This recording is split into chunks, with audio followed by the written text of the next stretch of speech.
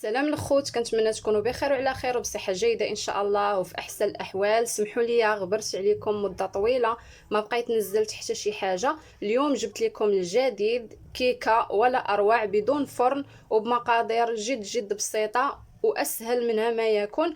كيكه نابليون كتجي رائعه، شوفوا كيفاش دايره، خطيره والمذاق ديالها زوين بزاف.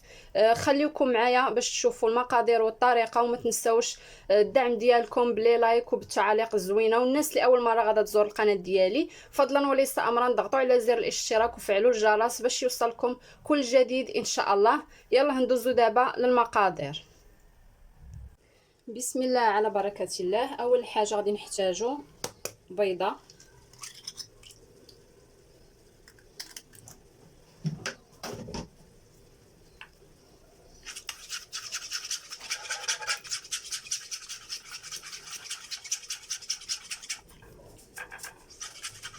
كنضيفوا ليها 50 غرام ديال السكر ما يعادل 2 معالق كبار،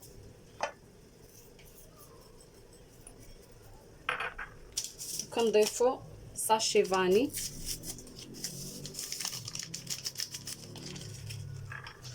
وكنخلطوا مزيان حتى كينسجم لينا الخليط ديالنا.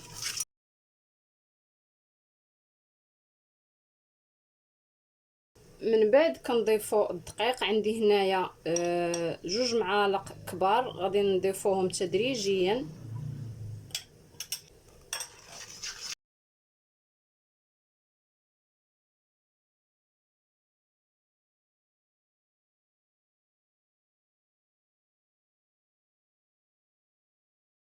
من بعد غادي نضيفوا معلقه كبيره ديال مايزينا اولا ديال النشا،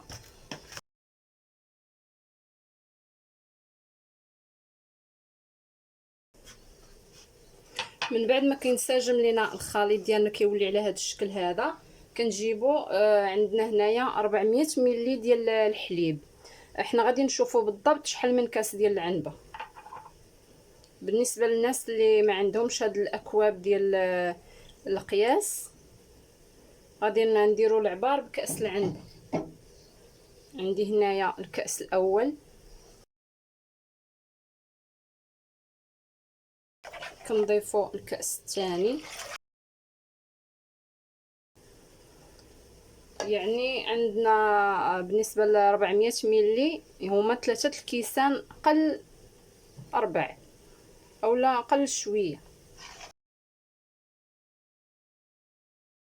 دابا غادي نديروا الكسرونه ديالنا فوق من البوطه على عافيه متوسطه حتى توصل لدرجه الغليان، وكنقصوا ليها البوطه كنخليوها على عافيه مهيله، وكنستمروا في التحريك، ما نخليوش نغفلوش عليها باش ما تلصقش لينا لتحت. من بعد ما كتوجد لينا لا كريم ديالنا على هذا الشكل هذا، كنضيفوا ليها معلقه كبيره ديال الزبده، تقريبا ما يعادل 40 غرام، وكنستمروا في التحريك حتى كتذوب لينا ديك الزبده. من بعد ما كتذوب لينا الزبده وكيولي عندنا لا كريم على هذا الشكل هذا، كندوزو دابا باش كنصاوبوا ولا كنجهزوا المول ديالنا اللي غادي ندريسيو فيه هذا الكيك. بالنسبه للمول فهو كيبقى على حسب الاختيار ديالكم اولا اللي متوفر عندكم في البيت ديالكم. انا عندي هذا المول هذا السيركل اللي كنقدر نكبرو اولا نصغرو على حساب القياس اللي انا بغيت. حتى هاد الكريم هذه اللي حضرت معاكم فانتوما تقدروا ديروا الكريم على حساب الكريمه على حساب المقادير اولا على حساب القياس ديال المول اللي عندكم. بالنسبه انا لهذا المول هذا كيقدر يكبر كيقدر يصغر، فانا غادا ندير القياس غير صغير نضبطوه بحال هكا. وبالنسبه للكريمه كيف ما قلت لكم فانا درت غير شويه، ما بغيتش ندير بزاف لحقاش ما بغيتش ندير الكيك عاليه. فانتوما كتبقاو تلعبوا بالقياس كيف ما بغيتوا. الا كنتو بغيتوا ديروا كريمه بالزيد فانتوما كديروا 2 بيضات، 100 غرام سكر اللي هو 4 المعالق كبار، 4 المعالق كبار ديال الدقيق، وكديروا 2 معالق كبار ديال النشا، وكديروا 800 ملي ديال الحليب و80 غرام ديال الزبده اللي هي 2 معالق كبار. ندوزو دابا باش ندريسيو هاد الكيك ديالنا. غادي نغلفوا اول حاجه المول ديالنا من الداخل بالسلوفان ونرجع معاكم. من بعد ما غلفنا الاطار كيف ما كتشوفوا بالسلوفان، غادي نبداو دابا في الدريساج. بالنسبه للبسكوي، هاد الكيك نابليون ديال اليوم غادي نحضروها بالبسكوي، ماشي بعجينه الكيك، غنديروها بالبسكوي. انا استعملت هاد النوعيه هذه، تقدروا ديروا اي نوعيه.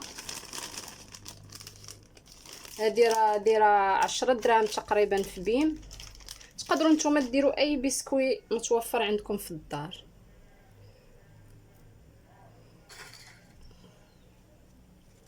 كنديروا شويه ديال لا كريم لتحت من البسكوي باش كيلصق لينا في الطبسي.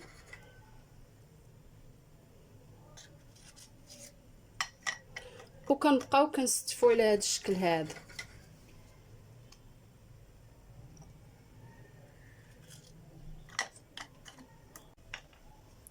من بعد ما كنديروا طبقه لتحت من ديال البسكوي، فحنا غادي نديروا دابا طبقه ديال لا كريم.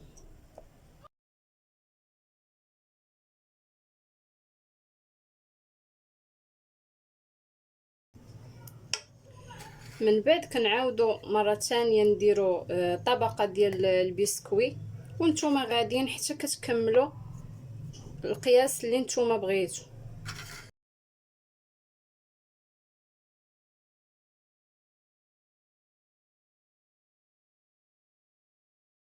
من بعد ما كنكملوا الطبقات ديالنا كاملين وكنديروا طبقه بسكوي طبقه من لا كريم، فحنا كناخذوا البسكوي اللي بقى لينا وكنهرمشوه على هذا الشكل هذا وكنزينوا به من الفوق. كنخليو شويه، نقدروا نبغيو نزينوا به من الجوانب. اختياري بالنسبه للتزيين، فهو اختياري. تقدروا تزينوا بالبسكوي غير من الفوق بلا ما ديروا الجوانب، فانتوما والاختيار ديالكم. من بعد كندخلوا هذا الكيك البارد ديالنا للثلاجه وكنخليوه يوم كامل. بالنسبه الى صوبتوه مع الصباح فهمتوما كتخليوه في الثلاجه يوم كامل، والا صوبتوها بالليل فكتخليوها حتى الغد ليه وكتجبدوها. المهم انا دابا غادا ندي الكيك ديالي الثلاجه حتى يوجد ونجبدو نشوفوا الشكل النهائي وندوقوا حتى المذاق ان شاء الله. من بعد ما دازت ليله كامله، هذا هو الكيك ديالنا كيجي على هذا الشكل هذا. كيف ما قلت لكم انا هنايا درت غير 3 طبقات. ندوزو دابا باش نشوفوا المذاق، ولو انني ذقتها من قبل رائعه بزاف. كنتمنى تجربوها وتردوا عليا الخبر. سهله زعما، ماشي ما كتحتاج شي مكونات اللي صعيبه اولا شي حاجه. شوفوا الشكل ديالها.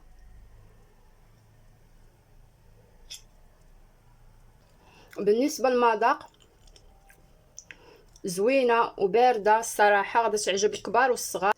كنتمنى الفيديو ديال اليوم يكون نال الاعجاب ديالكم. شكرا على المشاهده ومع السلامه.